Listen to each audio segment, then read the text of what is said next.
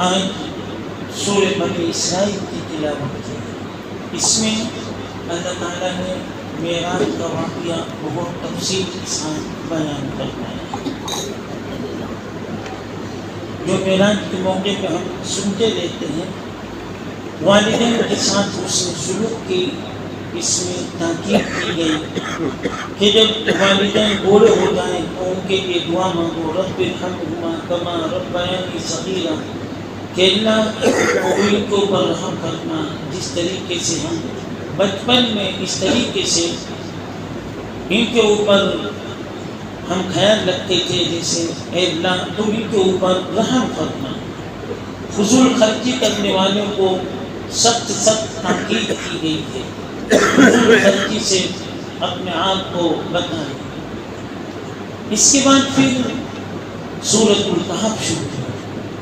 سورۃ الکہف میں بہت ہی اہم مضامین بیان کیے گئے ہیں۔ خاص طور سے اس میں اصحاب کہف کا واقعہ بیان کیا گیا ہے۔ اصحاب کہف ان کی پوری جماعت تھی، نیک لوگوں کی، یہ 10 لوگ تھے، ولی اللہ تھے۔ ان کے ملک میں چاروں طرف شرک ہی صرف، چاروں طرف بت پرستی ان کے یہاں تھی۔ یہ لوگ اس کو پسند نہیں کرتے تھے، تو شرک والے ماحول کو اس طریقے سے چھوڑ کر یہ لوگ دوسرے علاقوں میں گئے۔ بادشاہ کو پتہ چلا کہ یہ لوگ ہمارے معبود کو نہیں مانتے، تو اس نے سب کو بلوانے کی کوشش کی، سب کو پکڑوانے کی کوشش کی۔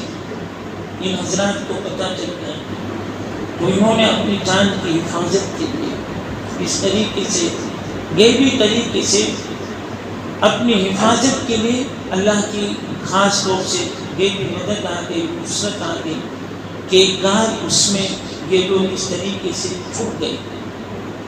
اس غار میں یہ لوگ چھپ تو گئے، لیکن اس کا نتیجہ یہ نکلا کہ یہ جیسے غار میں گئے، اللہ تعالیٰ نے ان کو سلا دیا، اللہ تعالیٰ نے ان کو نیند طاری کر دی، یہ اس طریقے سے سو گئے۔ ایک لمبے عرصے کے بعد ان کی نیند کھلی۔ جب لمبے عرصے کے بعد نیند کھلی تو یہ ان کو بھوک لگی، ظاہر سی بات ہے کہ بھوک لگتی ہے، تو اب ان کو اس طریقے سے بھوک کی بیتابی لگی۔ جب ان کو خوب بھوک لگی تو 300 سال کے بعد روایت میں آتا ہے کہ ان کو بیداری حاصل ہوئی، تو جب بیدار ہوئے تو پیسے تلاش کرنا شروع کیا، تو پیسے تو ملے۔ اب اس میں سے ایک شخص اس پیسے کو لے کر بازار جاتا ہے۔ ان کو پتہ نہیں کہ ہم اتنے 300 سال سے سوئے ہوئے ہیں۔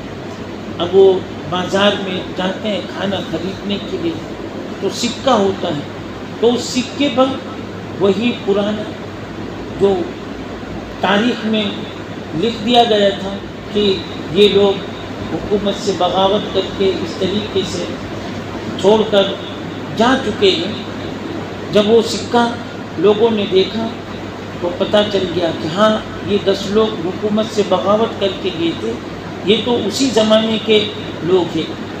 تو پھر وہ لوگ سمجھ گئے، لیکن اب ان کا چہرہ میرا نیک بن گیا تھا، یہ ولی اللہ تھے، اس لیے کسی نے ان کو کچھ نہیں بولا۔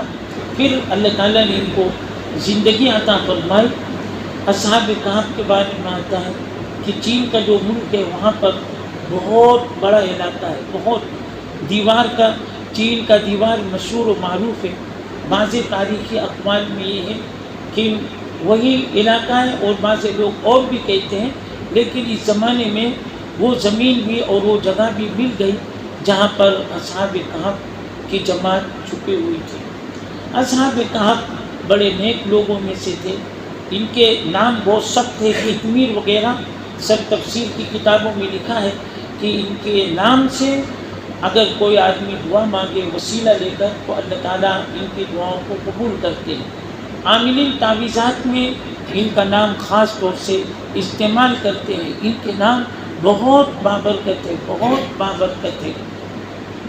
اس میں اصحاب کہف کے ساتھ ساتھ میں ذوالقرنین کا بھی قصہ اس میں بتایا گیا ہے۔ ذوالقرنین یہ مسلمان بادشاہ تھا، اس نے بہت سارے نیک کام کیے۔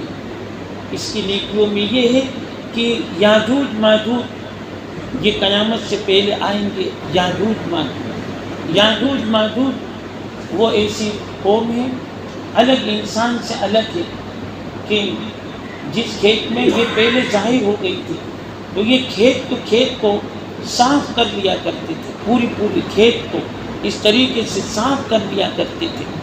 ان کی ایسی قوم تھی، تو پھر لوگوں کے نقصان سے بچانے کے لیے ذوالقرنین نے یہ انتظام کیا کہ ان کو بہت بڑی دیوار بنائی، شیشے کی دیوار بنائی، اور اس میں اس طریقے سے ان کو قید کر دیا۔ آج بھی وہ قید ہیں، اسی شیشے کے اندر وہ قید ہیں اور قید رہیں گے۔ قیامت سے پہلے یہ ظاہر ہوں گے۔ بعض روایت میں آتا بھی ہے کہ یہ لوگ قیامت سے پہلے ظاہر ہوں گے، اور روزانہ یہ اس طریقے سے دیوار کو چاٹتے رہتے ہیں۔ انشاءاللہ نہیں کہتے، جس دن انشاءاللہ کہہ دیں گے تو دیوار پھٹ جائے گی، اور اس میں سے یہ اس طریقے سے نکل کر واپس آ جائیں گے۔ اور ایک اس میں یہ قصہ ہے، حضرت موسیٰ علیہ السلام اور خضر علیہ السلام، تفصیل طلب ہے۔ حضرت موسیٰ علیہ السلام اور خضر علیہ السلام کا قصہ بہت تفصیل طلب ہے، اس میں بہت معلومات ہیں۔ اللہ تعالی ہم سب کو ان تعلیمات پر عمل کرنے کی توفیق عطا فرمائے۔